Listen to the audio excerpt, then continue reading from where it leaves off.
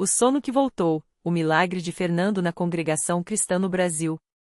Fernando tinha apenas 9 anos, mas seus olhos já carregavam o cansaço de quem não dormia há meses.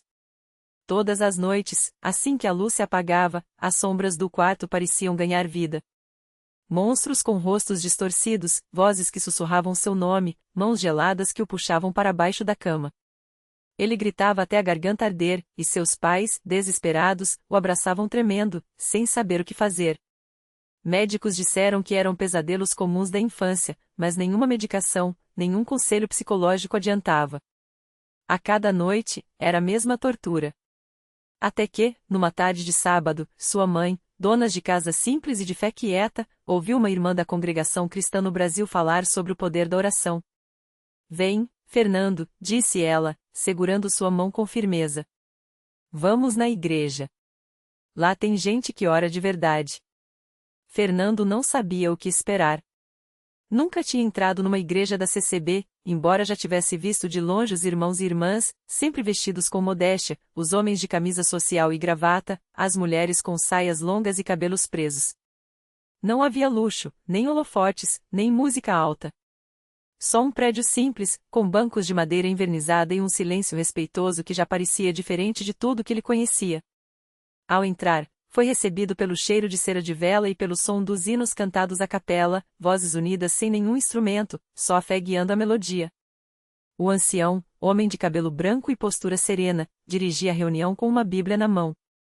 Fernando sentou-se ao lado da mãe, observando tudo com olhos arregalados. Os irmãos oravam com as mãos postas, alguns de joelhos, outros com lágrimas nos olhos. Não havia pressa, não havia encenação. Era tudo tão sincero que, pela primeira vez em meses, Fernando sentiu algo estranho no peito, uma quietude. "Irmãos", disse o ancião após um hino, "hoje temos aqui um menino que precisa da misericórdia de Deus. Sua mãe me contou sobre os pesadelos que o afligem. Vamos orar por ele." Fernando sentiu o rosto queimar. Não estava acostumado a ser o centro das atenções, mas quando os irmãos se aproximaram e colocaram as mãos em sua cabeça, ele não teve medo. Ouvir aquelas vozes unidas, pedindo a Deus com tanta convicção, fez algo dentro dele se mexer. "Senhor Jesus", orou uma irmã mais velha, de voz trêmula, "livra este menino do medo. Que o teu sangue o cubra, que os anjos do Senhor montem guarda ao redor de sua cama. Em nome de Jesus, amém." Fernando fechou os olhos e, pela primeira vez, sentiu que não estava sozinho naqueles pesadelos. Naquela noite, quando se deitou, esperou pelo pior. Mas o silêncio permaneceu. Nenhuma sombra se moveu. Nenhuma voz sussurrou seu nome. Ele dormiu. Dormiu de verdade. E quando acordou, o sol já estava alto, e sua mãe chorava ao lado da cama, agradecendo a Deus. "Filho, você dormiu a noite toda", ela disse, abraçando-o com força. Sem gritar, sem acordar assustado. Foi um milagre. Fernando não entendia muito sobre milagres, mas sabia que algo havia mudado. Nos cultos seguintes, ele voltou com a mãe.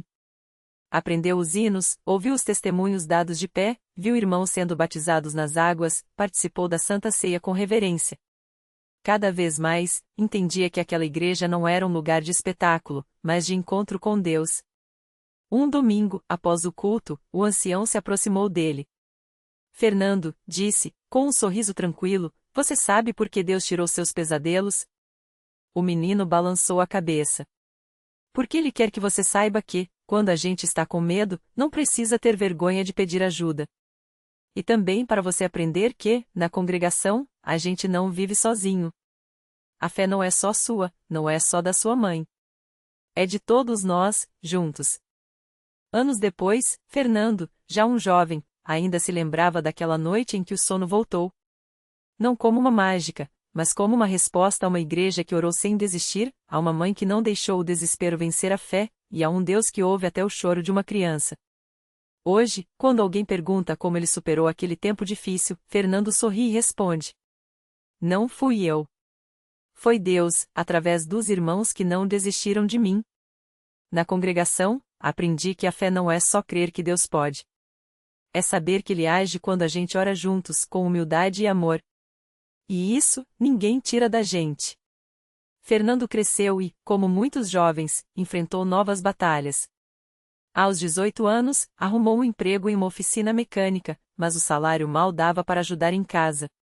As contas apertavam, e às vezes, no fim do mês, o arroz e o feijão eram divididos com cuidado para não faltar. Sua mãe, Dona Maria, já não era mais tão forte como antes, os anos de trabalho duro tinham deixado marcas no corpo e na alma. Mas uma coisa nunca mudou, a fé dela. Certa tarde, depois de um dia exaustivo, Fernando chegou em casa com o coração pesado. O patrão havia avisado que, se as vendas não melhorassem, teria que demitir alguém. Ele sabia que seria um dos primeiros a sair. Sentado à mesa, com as mãos sujas de graxa e o rosto marcado pelo cansaço, Fernando olhou para a Bíblia aberta no canto da sala, o mesmo livro que sua mãe lia todas as noites, mesmo quando os olhos já ardiam de tanto chorar. Mãe, e se dessa vez a gente não der conta? Perguntou, a voz embargada. Dona Maria largou a panela que mexia e se aproximou. Colocou a mão no ombro do filho, como fazia quando ele era pequeno e acordava com pesadelos. Filho, você acha que Deus nos abandonou nas outras vezes? Ele não vai começar agora. Amanhã a gente vai na igreja, e os irmãos vão orar conosco. Lembra o que o pastor sempre diz? Deus não muda a situação para a gente orar. A gente ora para ele mudar a situação. Fernando suspirou. Ele lembrava, sim. Lembrava de cada vez que, na congregação, via pessoas sendo curadas, famílias sendo restauradas, dívidas sendo pagas quando não havia mais esperança. Mas dessa vez, o medo era maior. Não era só o emprego, era a sensação de que, se falhasse, estaria decepcionando a mãe, os irmãos, até Deus. No dia seguinte, na reunião de jovens, Fernando se sentou no fundo, tentando esconder a angústia. Mas o pastor, como se lesse seu coração, olhou diretamente para ele e disse: Tem alguém aqui que está achando que o problema é maior do que Deus. Mas eu tenho uma palavra para você: o que é impossível para os homens é possível para Deus. Lucas 18:27. Quem aqui precisa de um milagre hoje? Fernando sentiu as lágrimas queimarem. Levou a mão ao rosto, tentando segurar, mas não conseguiu. Quando abaixou as mãos, viu que vários jovens já estavam de pé, se aproximando para colocarem as mãos em seus ombros. Um deles, o irmão Carlos, que havia superado um vício anos antes, sussurrou: Deus já tem a resposta, irmão. Só precisa soltar. E ali, entre lágrimas e orações, Fernando sentiu algo quebrar dentro dele. Não foi um alívio imediato, não foi uma voz do céu. Foi uma certeza quietinha, como uma semente plantada no coração: Deus está no controle. 3 dias depois, o patrão de Fernando o chamou no escritório. O jovem entrou com o estômago embrulhado, já se preparando para ouvir as palavras que temia. Mas, para sua surpresa, o homem, que nunca era simpático, estava com um sorriso estranho no rosto. Fernando, você é um dos melhores aqui. Ontem, um cliente veio procurando um mecânico de confiança para cuidar da frota da empresa dele. Indiquei você. Se der certo, é um emprego fixo, com salário melhor e benefícios. Interessado? Fernando quase caiu para trás. Saiu do escritório tonto, ligou para a mãe antes mesmo de sair da oficina. Dona Maria, do outro lado da linha, começou a chorar. Eu sabia, filho. Eu sabia que Deus não ia nos deixar. Naquela noite, na reunião de oração, Fernando subiu ao púlpito pela primeira vez. Com a voz trêmula, mas o coração firme, testemunhou: Eu pensei que tudo estava perdido. Mas Deus mostrou que, quando a gente ora juntos, Ele age. Não é só uma frase bonita, não. É real, minha vida é a prova. E enquanto os irmãos aplaudiam e glorificavam a Deus, Fernando olhou para o teto da igreja, como se pudesse ver através dele, até o céu. Não havia dúvidas, aquele não era só mais um emprego. Era uma confirmação de que, na congregação cristã no Brasil, quando a fé é verdadeira e o povo ora unido, os milagres não são exceção, são a regra. Porque Deus não muda. E Ele sempre ouve o clamor do seu povo. Os dias seguintes foram de uma paz que Fernando nunca havia conhecido. O emprego na oficina mecânica não só resolveu as contas atrasadas, como trouxe algo ainda mais valioso: a certeza de que Deus estava no controle. Mas o Senhor não pararia por aí.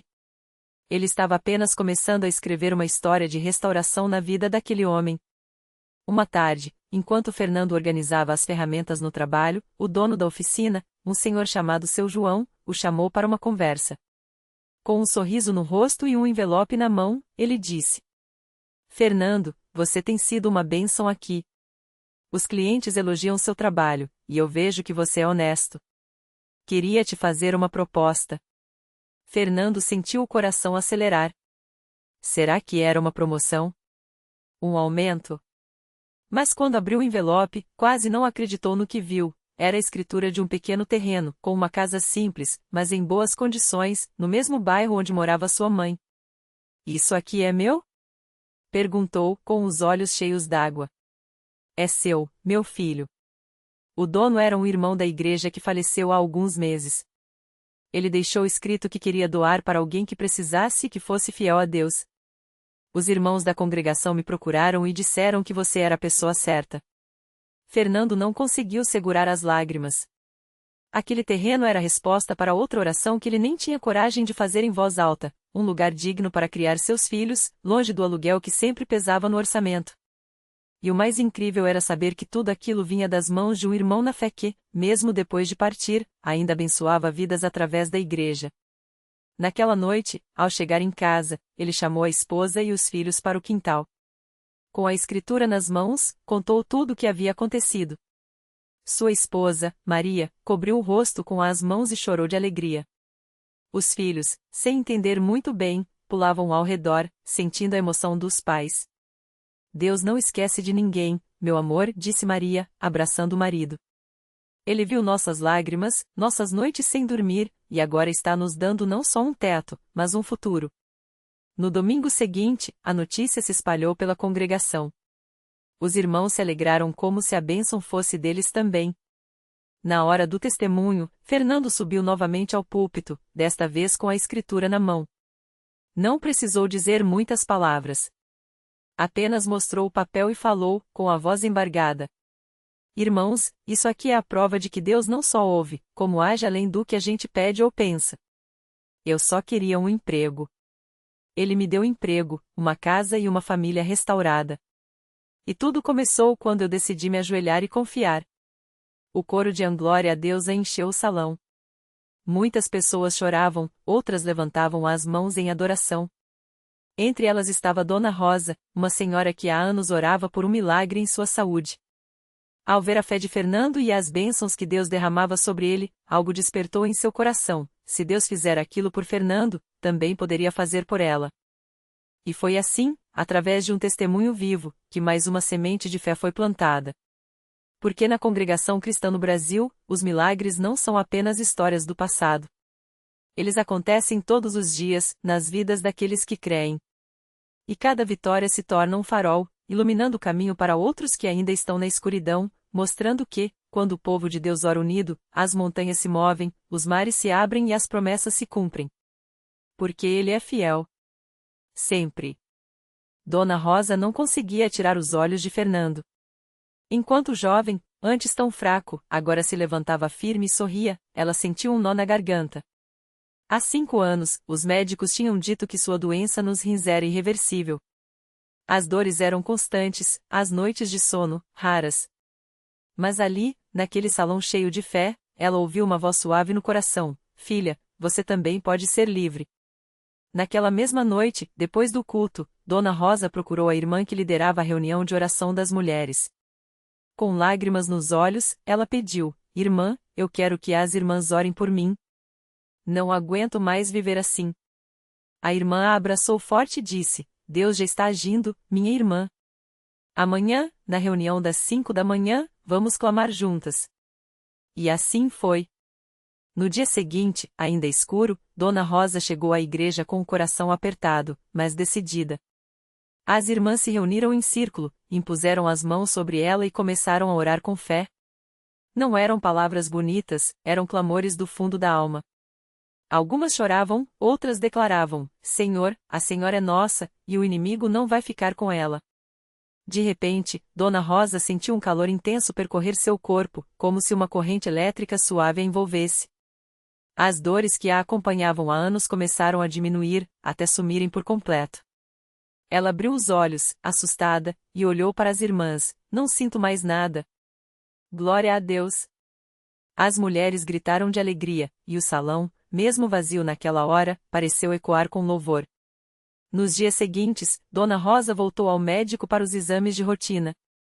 O médico, que a atendia havia anos, olhou os resultados com espanto. Dona Rosa, seus rins estão funcionando normalmente. Não há mais sinais da doença. Isso não tem explicação médica. Ela sorriu, segurou a mão dele e disse: Doutor, tem sim. Chama-se Jesus. A notícia se espalhou pela congregação. Muitos que antes duvidavam agora olhavam para Dona Rosa com esperança. Entre eles estava seu Antônio, um homem amargurado que havia parado de ir à igreja depois que perdeu o filho em um acidente. Ele ouviu o testemunho de Dona Rosa e, pela primeira vez em meses, sentiu um desejo de voltar.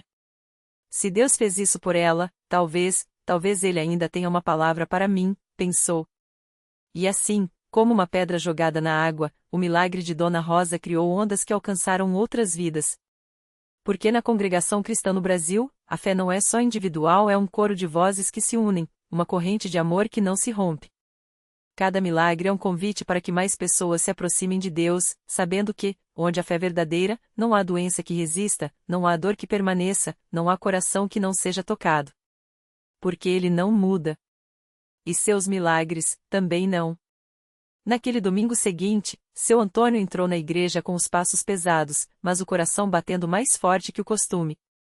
Não queria chamar atenção, então sentou-se nos fundos, perto da porta, como se ainda hesitasse entre ficar ou sair correndo. Os hinos começaram, e ele fechou os olhos, tentando não deixar as lágrimas caírem. Lembrou-se do filho, do vazio que sentia, da raiva que havia guardado contra Deus por tanto tempo. Por que ele tirou meu menino? Repetia dentro de si, como um lamento sem resposta. Mas então, algo aconteceu. Enquanto o coro cantava Jesus é o caminho, a verdade e a vida, seu Antônio sentiu uma mão suave tocar seu ombro. Era o irmão mais velho da congregação, um homem de poucas palavras, mas de um olhar tão cheio de paz que parecia iluminar a escuridão. Sem dizer nada, o irmão apenas apontou para o altar, onde vários fiéis estavam orando. E foi aí que seu Antônio viu, no meio daqueles que buscavam a Deus, estava Dona Rosa, de joelhos, com as mãos erguidas, agradecendo. Algo dentro dele se quebrou. Não foi uma voz, não foi um sinal dos céus, foi uma certeza quietinha, como um sussurro no coração: eu também posso buscar. Eu também posso ser ouvido. Ele se levantou, trêmulo, e caminhou até o altar. Não sabia o que dizer, então só chorou. E ali, entre lágrimas e suspiros, sentiu pela primeira vez em anos que não estava sozinho. Os irmãos o rodearam, colocaram as mãos sobre ele e oraram. Não foi uma oração longa, nem cheia de palavras bonitas, foi simples, sincera, como um filho falando com o pai. E então, algo inesperado aconteceu. Seu Antônio sentiu uma paz tão grande que parecia encher o peito, como se um peso imenso tivesse sido tirado de suas costas. Não era que a dor do luto tivesse sumido, mas agora, ela não doía tanto.